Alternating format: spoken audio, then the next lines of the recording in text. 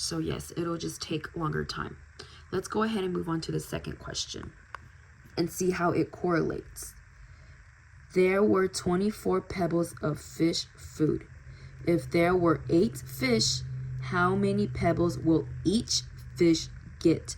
So this question seems a little bit familiar to this question, but it's worded a little different. So we need to do something different to solve it. I'm going to now ask students, what is the key word in my question? If there were 8 fish, how many pebbles will each fish get?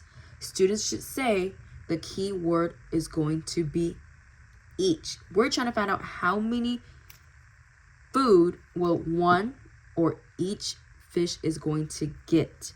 And when we need to find out how many each fish is going to get, we have to divide.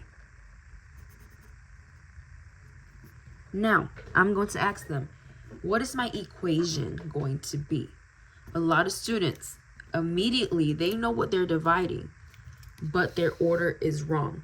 They immediately write 8 divided by 24 equals blank.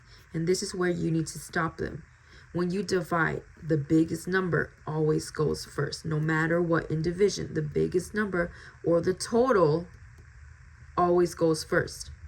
The total is, we have 24 pebbles of fish food. That is our total. That is what we know. That is what we have. So it has to go first. So let's go ahead and fix our equation and rewrite it.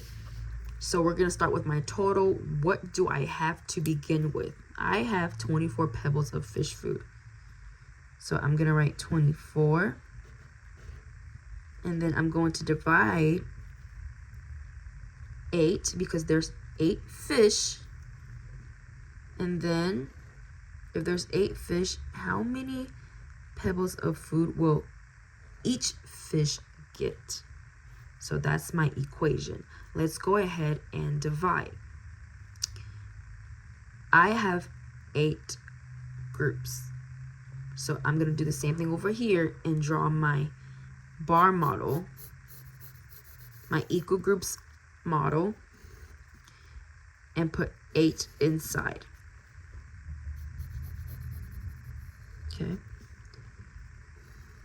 1, 2, 3, 4.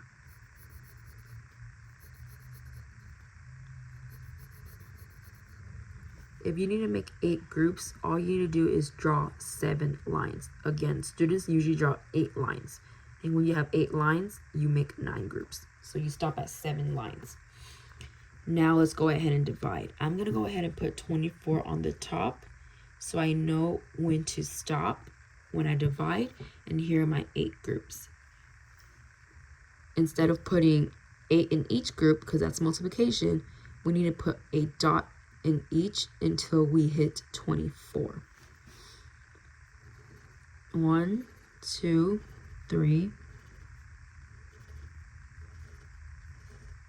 8, 10, 11, 12, 13, 14, 15, 16, 18, 19, 20, 21, 22, 23, 24. Now, this is where it gets tricky when it comes to multiplication or division.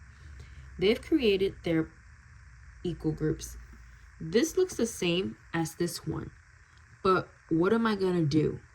Well, I know that in multiplication, which is all together, I have to count every single one of the dots. However, in division, I only need to count one box. We need to figure out how many pebbles of food will one fish get. So in one of my boxes, I have 1, 2, 3. So 24 divided by 8 should give me 3.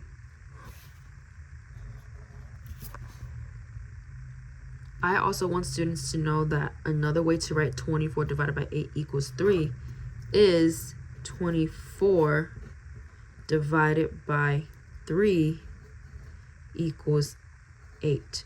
All it is these are related facts with the same numbers, 8, 3, and 24.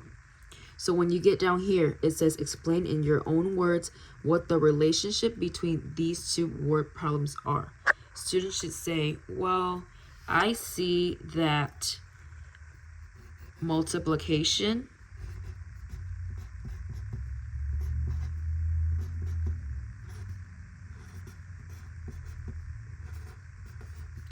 is opposite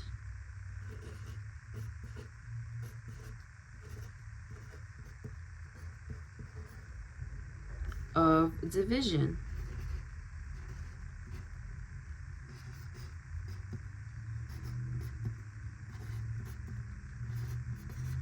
Because 8 times 3 equals 24.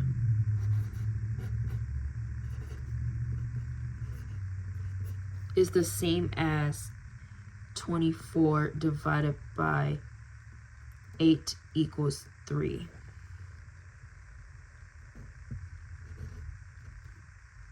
Is same as, I'm running out of space. 24 divided by 8 equals 3, or the same as 24 divided by 3 equals 8. So that was the point of this week's homework. I wanted to see when we are going to multiply when we see the word all together, and we are going to divide when we see the word each in our question, and how multiplication and division connect.